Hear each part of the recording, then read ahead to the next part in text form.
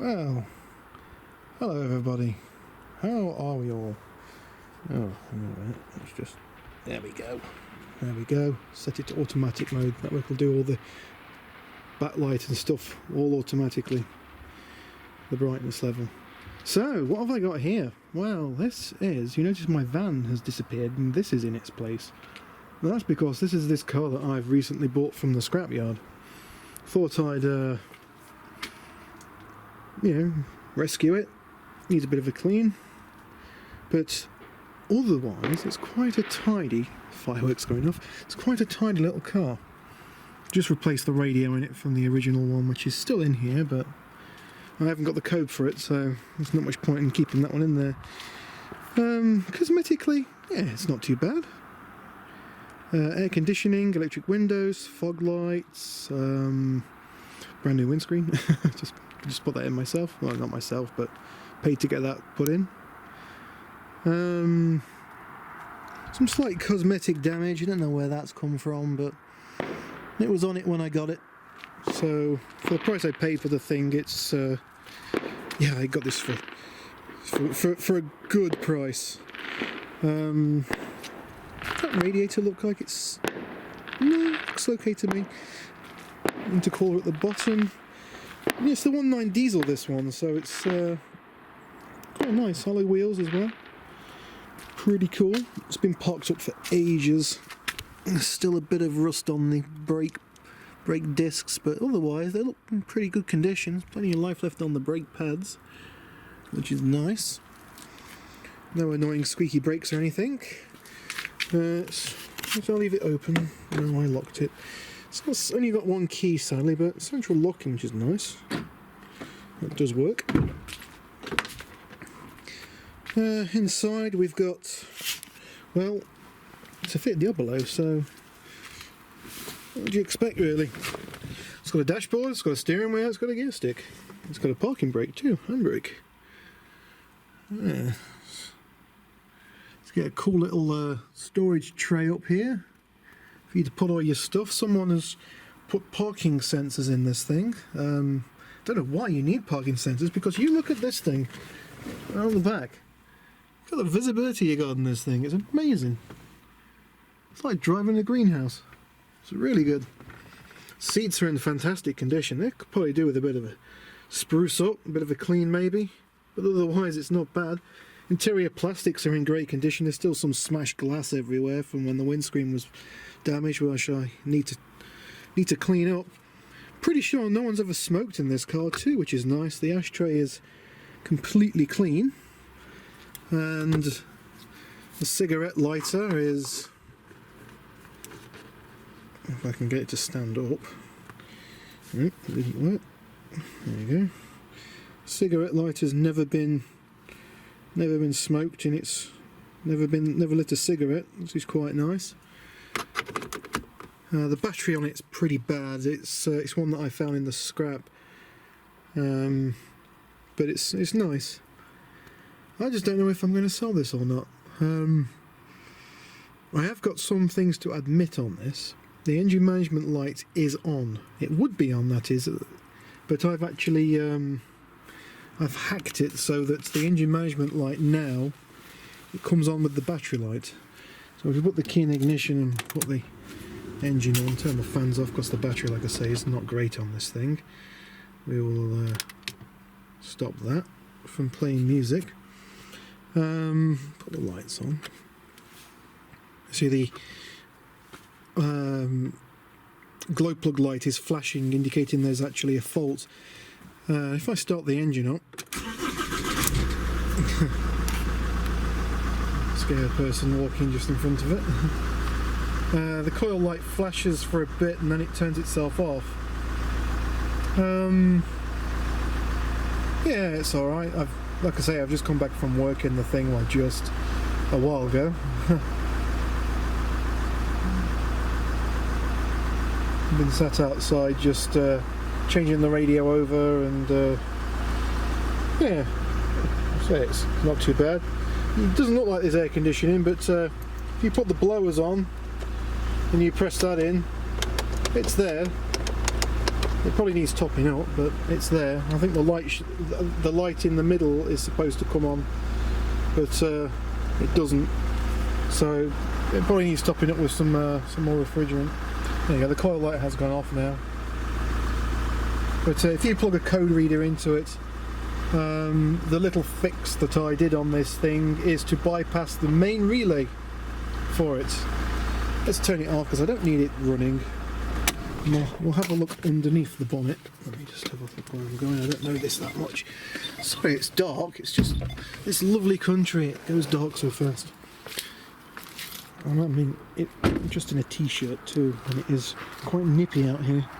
Let's just have a look underneath. There's a bit of a dent on the bonnet, as you can see just here. I'm hoping I can sort of push that out from underneath. The battery is just bodged in, as you've probably already noticed. Right, there's that bonnet prop. There we go. Alright, yeah, the battery is not the right size battery for this car. And it is just bodged in there, as you can see. I still have the outer surround for the battery. Yeah, the cover for it, so that's good. But the bodge that I did, I had to repair the fuel filter because that leaked as well. But I've managed to fix that by replacing the seals in it. So the fix that I did in this, if I can pull this, there we go, off. The first thing is, you'll notice that there is, well, you notice the battery terminal is loose, but you notice that there is this wire here, which is coming from the fuse box. Interesting. What's that all about then? Well, what that is doing is it's powering this little relay here, which is... I don't want to take my battery lead off because I'll have to set the clock again. There we go. So, what's happening in here? Well, you can see there's a little blue wire in there which is going to fuse number 16, I do believe, which is a ignition live. That is now replacing, basically that is now giving the all clear signal to this relay here, to energize it, which is the main relay which powers up the engine management system, which normally is supposed to plug into this slot here. I think it's relay 18. I can't remember the actual number now, but it's oh, T09, there you go. T09, relay 9. Yeah, and it's the original relay, and there's nothing wrong with the relay. It's just that the body control module no longer sends a signal to it to make it come on. So I was a bit annoyed at that, and I said to myself, well, it's just a relay, that's what happens if you power it manually. So I powered it manually, and sure enough the engine ran. The only problem is that the body control module knows it's got a fault, and what it's doing is it throws the engine management light saying that there is an open circuit on the main power relay, which sucks, because I wanted to get the thing MOT'd, and I was like, oh, okay, how am I going to get it MOT'd with that light on the dashboard? I could put tape over it, but you can still kind of see it. So I just thought, oh, I'll take the dash out, I've got to do it anyway, and I'll just wire in the engine management light into the battery light, which is what I've done. So the light comes on with the ignition, and then it goes out when the engine runs. And MOT guy is happy, I'm happy, I know the fault is still here, but the fault is technically fixed. It doesn't put it into limp mode, which is nice. The issue is, I guess, is that I don't know if there's any future faults will appear, because the engine management light is already technically illuminated and disabled. But that's why I periodically just plug in with the OBD reader to see if there's anything, you know, out of place. Thankfully, besides that one code, when I plugged this in, there was no other codes on it, which is quite nice. So yeah, happy about that. I've driven it from work. This is the first night I've driven the car, and it drove really well, to be fair. The actual power of the car is quite good.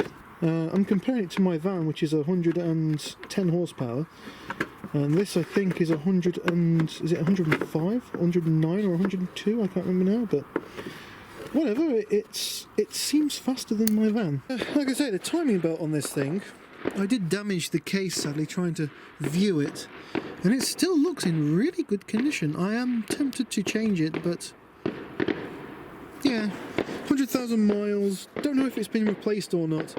See, the bolts do look like they've been off before, so it makes me wonder if someone has actually replaced the timing belt before, which is nice if it has been done. But like I say, I had no service history. That's one hell of a fireworks show going off there. But yes, definitely air conditioning pipes on this thing. I've got the high and the low tests, you know, the filling points. But yeah, I'm quite happy with it. And that battery, like I say, is knackered. It's only got a cold cranking amperage of, I think it's 200. Yeah, for any more than 5 minutes of having just the ignition on, the battery's that flat you can't start the engine, which is why I've got one of those nice little lithium jump start packs in my tool bag, which is enough to supplement the battery if it's just a little low. I don't know how it's coming out on the camera. This is a very basic video. It's probably going to be a raw upload. I don't think I can be asked to render it. No one's going to want to nick this video. Yeah, there's the original radio in the back there, and the battery that I was hoping to put on this, but it's too big. My toolbox, just in case something went wrong on the way home. Parking sensors, which look a bit of a mess where they've been put. I would have hidden them under the plastics, but oh well. It could be done at a later date, I think. The boot in this thing is quite big. You have to really step back to open this thing. I think one of the things is damaged because it doesn't open up all the way. So one of these must have lost all of its oil out of it at some point. This one, I think, is it? It looks a bit oily. Yeah. The boot struts. Yeah, they are old. Yeah, the only thing I did really to get this through the MOT was to just replace the indicator bulbs in the back, because they had gone completely see-through and they were flashing white, so you can't really see it there. It actually looks pretty good. Actually, that's actually not the bad one. I don't know where the bad one. Oh, there's the bad one. It's pretty much lost all of its coloration, and it was flashing quite white from the rear. It had an annoying steering wheel cover on it, which I removed. There's my lithium jump starter pack. I'll go into my work bag. Oh, there's a thingy lead underneath it. Cool stuff. Yeah, cool stuff. Everything is good. Yeah. So that's pretty much it, really. You've seen it. It's good. I like it. And I don't know if I'm going to sell it or not. I don't really want to sell it. Oh, look at that. I didn't realise it had quarter lights. Huh. It's nice to see Fiat keeping the old designs in the cars. I really like, not quarter lights, sorry, but the side vent windows. I really like those. I think they're a really cool little thing. Oh, what's the light? How do you make that light? Ah, it does work. Sweet. Yeah, that's cool. Huh. Good stuff. Yeah, nice car. This is literally one of those things where if, for instance, I never had my van and this come up first, I would have kept this. Because I was originally after one of these. Yeah, parking sensors on the rear. There has been parking sensors drilled into the back bumper, which has damaged it a little bit. Bit of a shame, but oh well. Like I say, for the price I paid for this thing. If you can't back this up, you shouldn't really be driving anyway. It's so easy to reverse. You can see everything. Yeah, nice little car. Just needs a bit of a tidy up, and I think it would be really nice. Anyway, thanks for watching. I'll catch you on the next video. Peace out.